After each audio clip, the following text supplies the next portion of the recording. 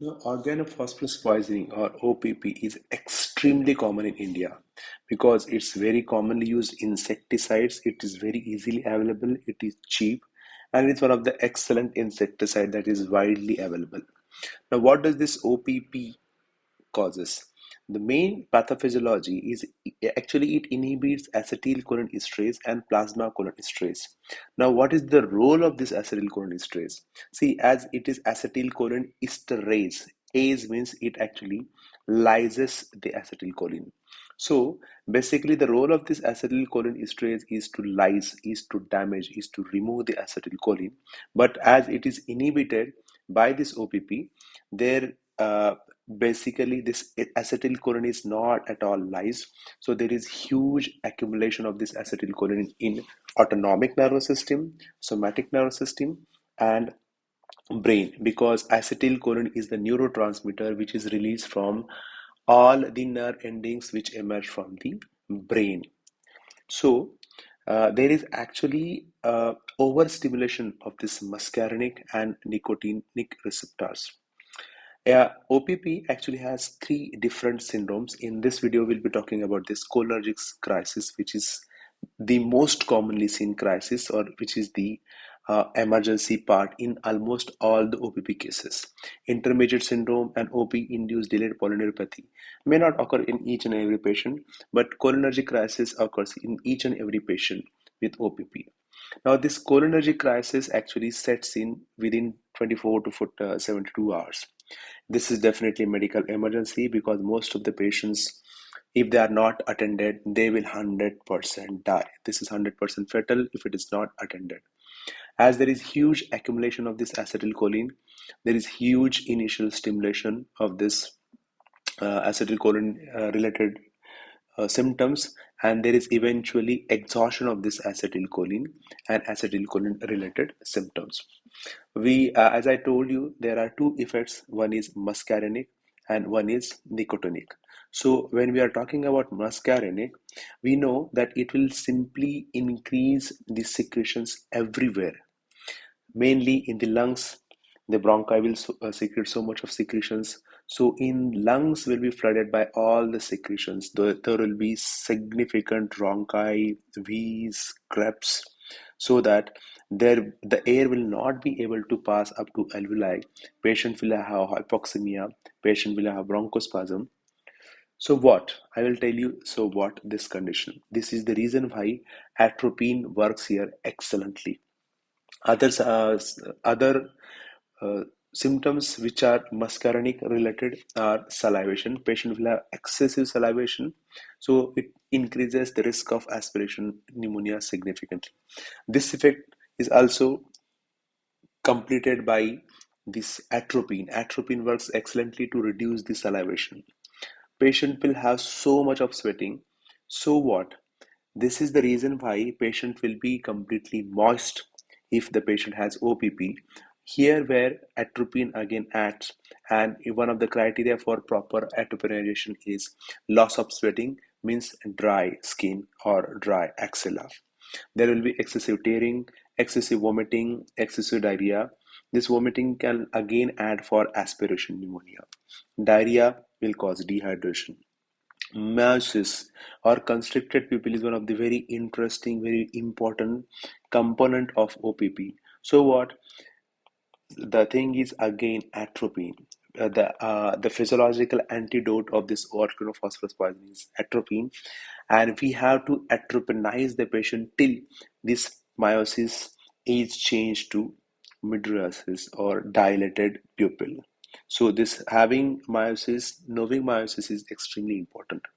So this acetylcholine, when it acts on nicotine receptors, it will simply cause muscle fasciculations.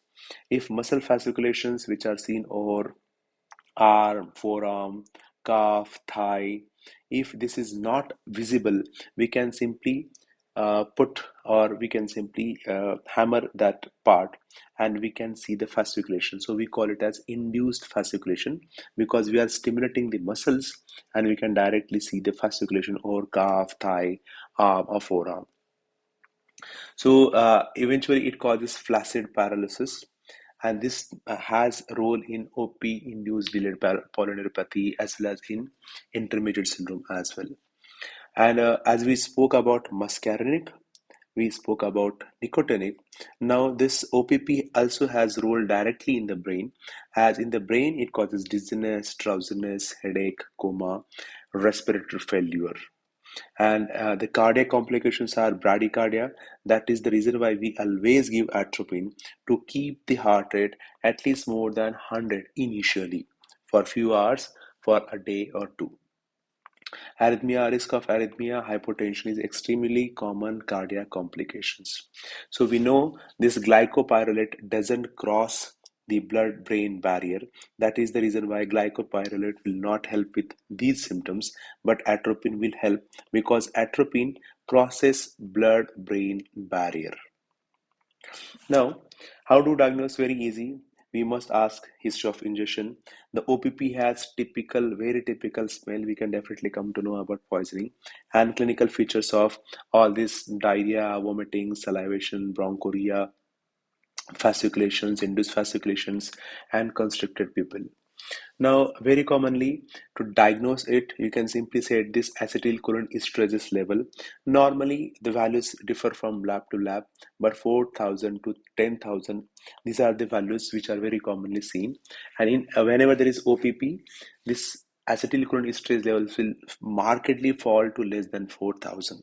So this is only used to diagnose OPP because these levels of acetylcholine will remain depressed for 4 to 7 weeks. So these values cannot be used for the prognosis once the OPP is diagnosed. So how to manage? See, we have to see what is actually the patient's condition. If the patient has bradycardia, we have to immediately give atropine or CPR. If patient has cardiac arrest, if patient is gasping, we have to intubate.